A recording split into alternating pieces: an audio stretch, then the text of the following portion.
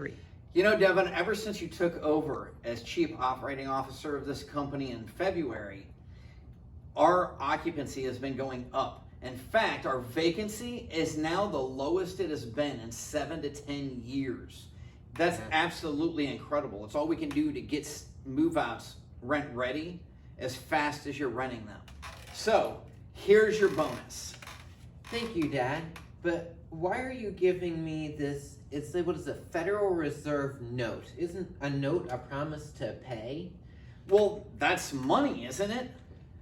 Well, from what I hear, this is currency made by, I don't know, someone. But it's the federal government. It says federal on it.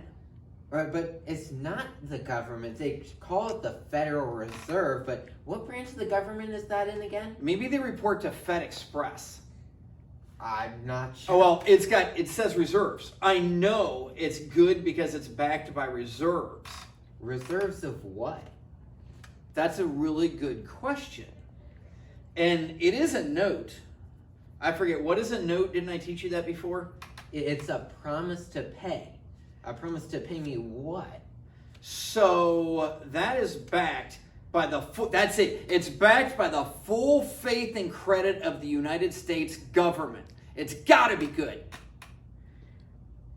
But how does that help me? Maybe they have faith. I'll tell you what, you're just a teenager. Let me break this down so even you can understand. This is the United States government. They have $5 trillion. Okay, they got 5 trillion of those. With a T, not a B, and not an M, a T. And that is their total assets. Now, I do understand that they might be wiping off like 40 to 41% of these assets in school loans. But I mean, isn't that great? All of these people that went to school and got college degrees, we get to pay more in taxes. All the plumbers and waitresses and everybody that helps us in our business, they get to pay more in taxes to pay for the college degrees of the people that theoretically should be making a lot more than them. But we won't get into that. I don't want to make this a political thing. Let's keep it about money. If we wipe out all of it, that's about 40%. And by the way, I used a ruler and drew this to scale. If we get rid of 40% of the debt, now we have 3 trillion in assets left. And don't worry, we only owe 31 trillion. Okay? So this is 3 trillion. We owe 31 trillion. I didn't have enough room to put that right there. So I only went up. That's half as much as we owe. And here's the other half. So that's about right. That is our current national debt.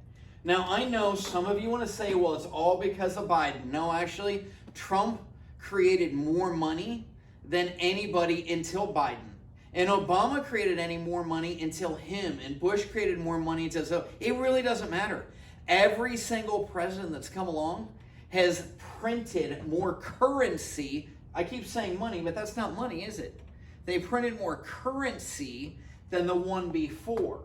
So this is how much we owe, and this is how much we own. Why don't you write own underneath that? Our assets are 5 trillion, which we might give up our biggest asset of student loans, taking that down to 3. And we owe 33 trillion, or 11 times as much. To put that up, then we have to add on Social Security and Medicare. I mean, if you think anyone out there is going to get Social Security, if you're like, oh, it's the government, they can just print currency. Maybe you're naive enough to think they actually have money or it's backed by something. So let's go back to our initial, and this is what I had measured out before. If this is the debt, and we'll just decrease that by a scale of 10. So I need to take 9/10 of that off.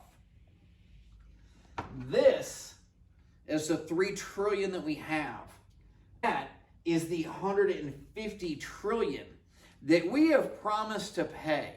So don't worry, your Social Security and your Medicare are fully backed by that. And if you read one of our past newsletters, you know the fifth bank. Did you know the fifth bank just went broke? This one was in, we had the 3 out of Silicon Valley, but one in Kansas went bankrupt. And I'm not even going to make that joke. You can't go spell bankrupt without bank. If we look at the FDIC insurance, don't worry, your money's totally safe. It's insured up to $250,000. And I know most of us don't have $250,000 in any account at one bank. If we do, we should immediately get it out of there and move it into something.